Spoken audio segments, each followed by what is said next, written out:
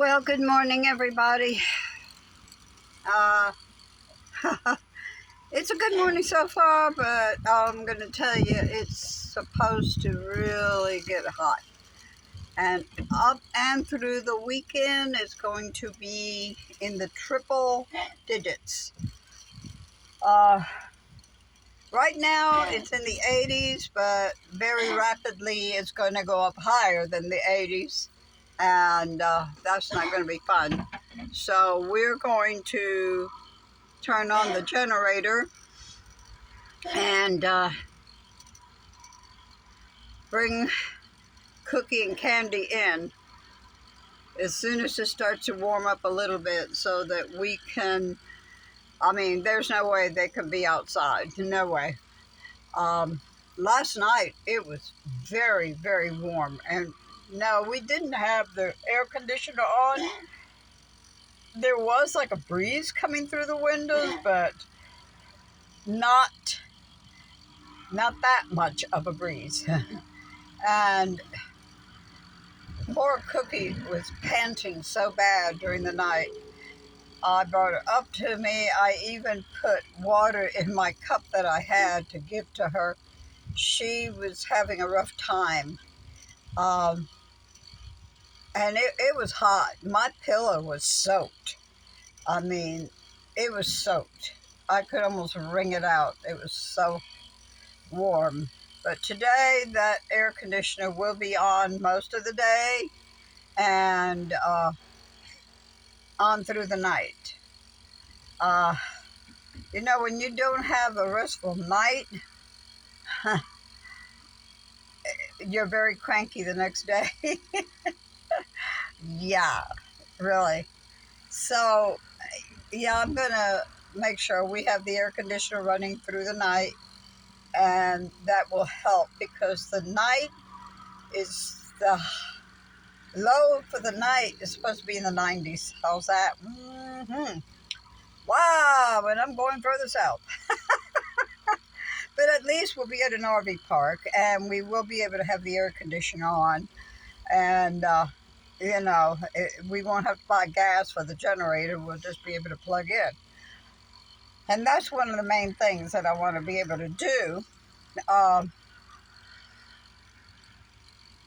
think it was a wise move that we go to an RV park and spend the summer there because it's going to be tremendous, just terrible.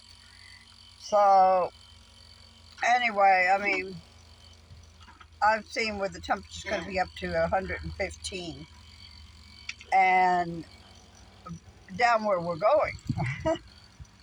So we'll be leaving here tomorrow morning. We got to stop at Parker and get a few things that we need and go from there. We're going to go on into Bowson to the RV park. So we do have a couple of things we got to do in Parker and then go on to the RV park. Wow, this weather's unbelievable.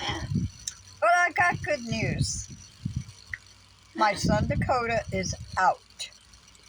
And he's at a place where they are training them. They are giving them opportunities for jobs. It's an awesome program for people that have been in prison or in jail or wherever. And they're trying to keep them off the streets so that they don't go back to jail or prison or what have you. Dakota, Saturday they had church there, and Dakota said it was so totally awesome. The preacher was unbelievable, and he looks good. He looks so good. We've been, what do they call it, face chatting or whatever it is. I'll have the dual, on my phone, and so does he.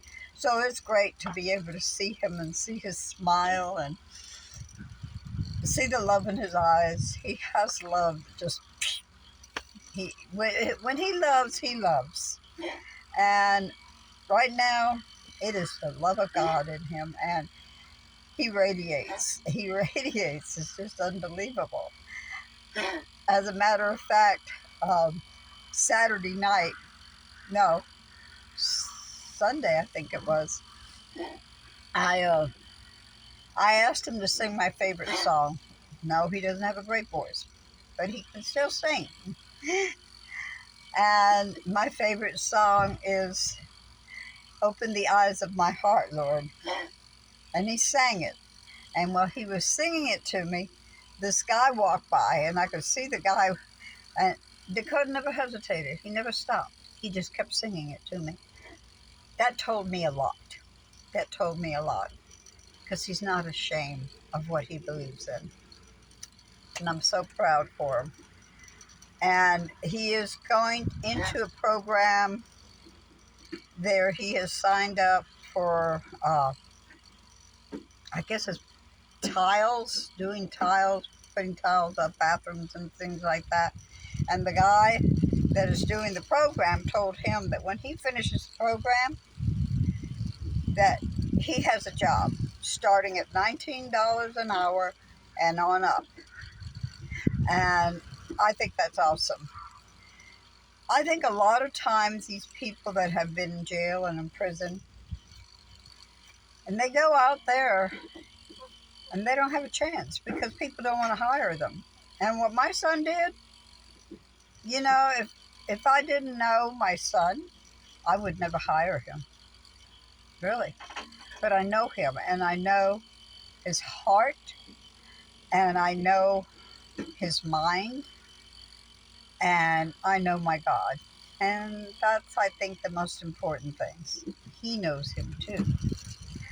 And I think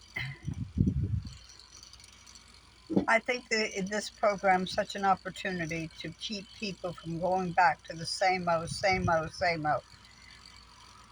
You know, these prisoners are released and they're put on the streets. A lot of them don't have a home to go to. They didn't have one to start off with, and they put them on the streets.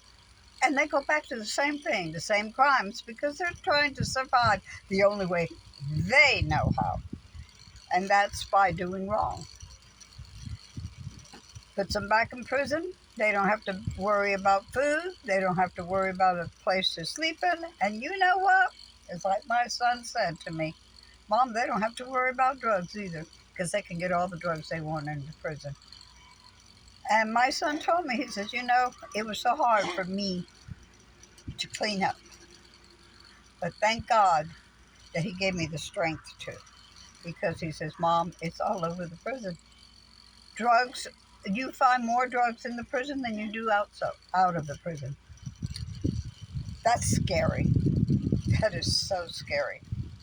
Wow. But anyway, back to, and keep my son in your prayers. So, I mean, no matter what, we all need prayers. For one reason or another reason, we don't have to know why a person needs prayers. We just have to pray for them because God knows their needs. We don't have to know their needs. God knows their needs. So I'm asking for prayers for him and for me and Noah. This heat's going to be terrible, but my God prevails. Thank you. Love you all. Thank you for being here with me, and thank you for supporting me all this time. Peace, my friends. Bye.